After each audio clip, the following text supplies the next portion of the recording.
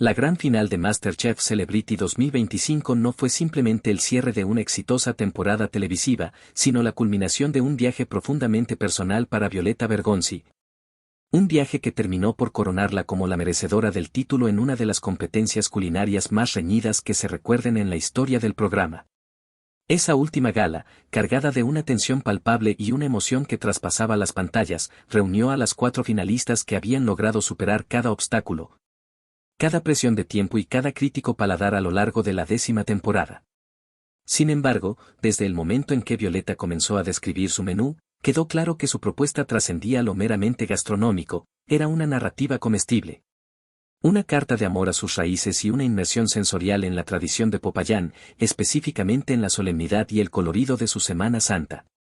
Mientras sus rivales presentaban menús técnicamente impecables y conceptualmente sólidos, la estrategia de Violeta se basó en la conexión emocional y la autenticidad. Ella no solo cocinaba para impresionar, cocinaba para contar una historia, y cada plato era un capítulo meticulosamente elaborado de esa historia. La evaluación final, descrita por los jueces como la más exigente de la historia del programa, no solo pondría a prueba su habilidad con los cuchillos y las sartenes, sino también su capacidad para transmitir, a través de los sabores, la esencia misma de su identidad. La cocina, en ese escenario final, se convirtió en su púlpito, y los ingredientes, en sus palabras. La integración de la cultura de Popayán en su menú no fue una ocurrencia de último momento ni un simple tema decorativo.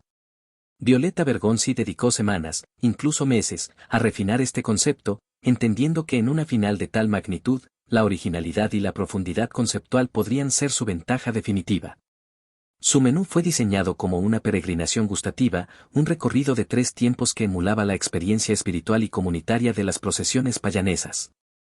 Ella logró que el jurado, compuesto por los siempre críticos Jorge Rauch, Nicolás de Subiría y Belén Alonso, no solo probara comida, sino que experimentara, aunque fuera brevemente, el peso de la tradición y la devoción que impregna las calles empedradas de su ciudad durante esa época del año.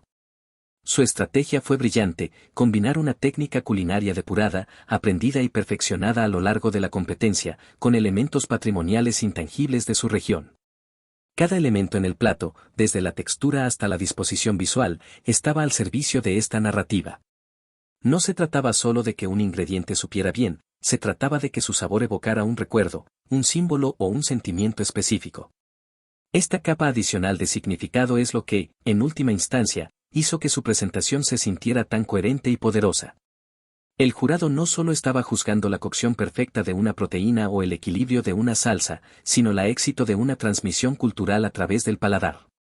Fue una apuesta arriesgada, porque un concepto tan personal podía no resonar con todos, pero Violeta lo ejecutó con una convicción tan genuina que resultó irresistible.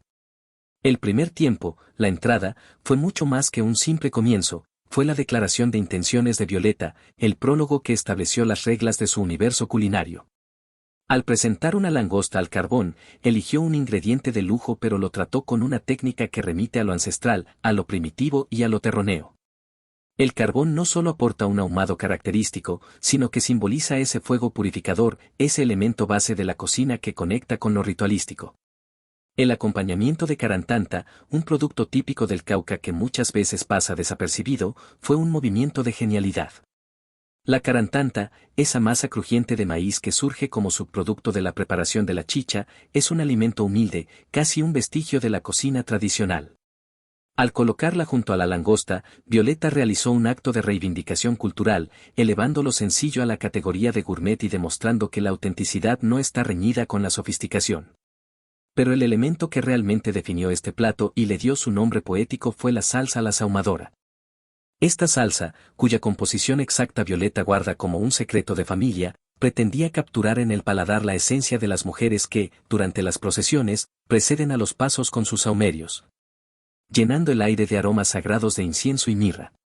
La salsa, por tanto, no era solo un complemento, era la esencia aromática de la tradición, un humo líquido que envolvía la langosta y la carantanta, uniendo ambos mundos en una sola experiencia sensorial. Desde este primer bocado, los jueces entendieron que estaban ante algo diferente, no solo una cocinera competente, sino una narradora que utilizaba el plato como su medio. El segundo tiempo, bautizado como el Caballero del Santo Sepulcro, representaba el corazón dramático de la narrativa de Violeta, el momento de mayor solemnidad y peso emocional en la Semana Santa de Popayán.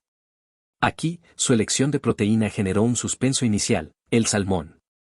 ¿Por qué un pescado asociado a otras latitudes en un menú tan profundamente caucano? La respuesta reside en la intención de Violeta de tender un puente entre sus dos herencias. El salmón, con su textura firme y su sabor distintivo, fue el lienzo perfecto para una salsa de champagne, un guiño elegante y discreto a su ascendencia francesa. Fue su manera de decir que, aunque su corazón y su inspiración estaban en Popayán, su identidad es un mosaico de influencias. La cocción del salmón fue, según coincidieron los jueces, impecable. Logró una piel crujiente y una carne húmeda y justo en su punto, una demostración de una técnica depurada bajo presión. Las zanahorias glaseadas y las verduras a la parrilla aportaban dulzor natural y un contraste de texturas. Pero fue el puré de remolacha el que añadió una profundidad de sabor y un color violáceo intenso que evocaba directamente los mantos de algunas figuras procesionales. El toque maestro, sin embargo, llegó con los huevos de salmón y el caviar de Luga. Estas pequeñas perlas saladas no solo aportaron un estallido de sabor umami y un lujo táctil, sino que su disposición sobre el pescado recordó a los bordados meticulosos y las joyas que adornan las andas del Santo Sepulcro. Fue un detalle de una precisión visual extraordinaria. Jorge Rauch destacó la claridad del concepto y cómo cada elemento, desde la salsa hasta la verdura, parecía conversar entre sí, creando una armonía en el plato que reflejaba la solemnidad y el orden de la procesión que representaba. Nicolás de Subiría apuntó la precisión técnica, subrayando lo difícil que es lograr ese nivel de perfección en cada componente bajo el estrés de una final. Belén Alonso se enfocó en la emocionalidad, en cómo el plato lograba transmitir respeto y devoción. Este plato fuerte se consolidó, sin duda, como el pilar sobre el que se sostuvo su victoria. El tercer tiempo, el monaguillo, era la oportunidad de Violeta de cerrar su narrativa con un tono de inocencia, esperanza y dulzura.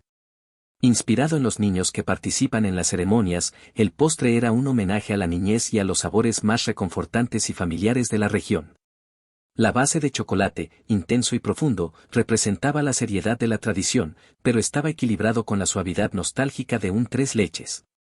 La incorporación del maní, un cultivo representativo del Cauca, añadió una capa de textura crujiente y un sabor terroso que anclaba el postre firmemente a su tierra. La infusión de albahaca con fresas que lo acompañaban no fue un simple adorno, era un contrapunto aromático y refrescante. Una bocanada de frescura que limpiaba el paladar y simbolizaba la pureza y la vitalidad de la juventud. Sin embargo, lo que elevó este postre de lo excelente a lo inolvidable fue el nivel de detalle en el emplatado.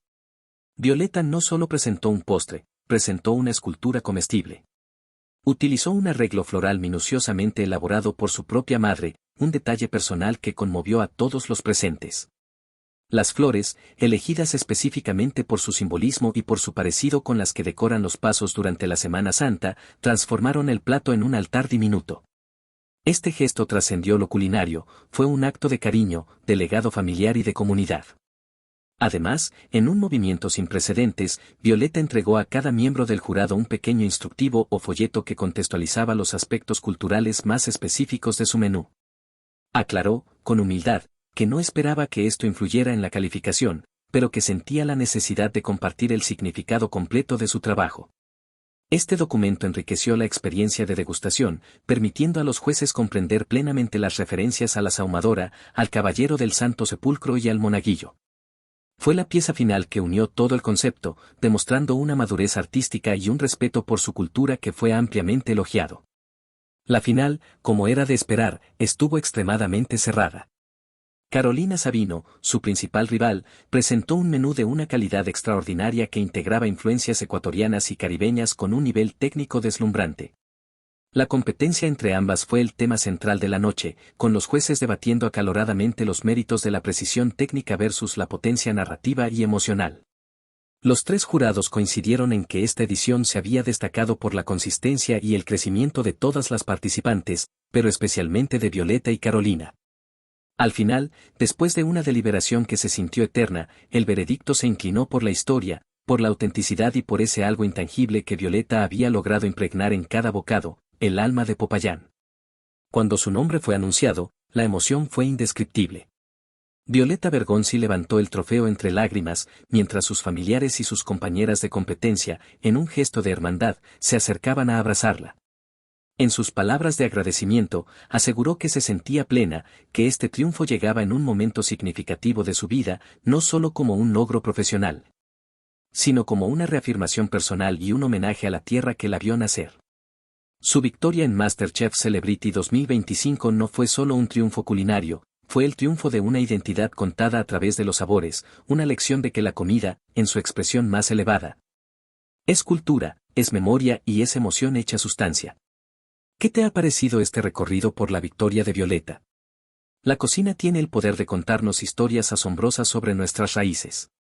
Si, como nosotros, te apasiona descubrir los secretos, las técnicas y las emociones que se cuecen detrás de cada plato, no puedes perderte todo el contenido que tenemos preparado para ti. Suscríbete a nuestro canal y activa la campanita para no perderte ningún detalle de lo que acontece en el fascinante mundo de la gastronomía. Y, por supuesto, déjanos un comentario contándonos qué plato del menú ganador te hubiera gustado probar más o qué tradición de tu región merecería ser contada a través de la cocina. Queremos leerte y construir esta comunidad de amantes de la buena comida juntos.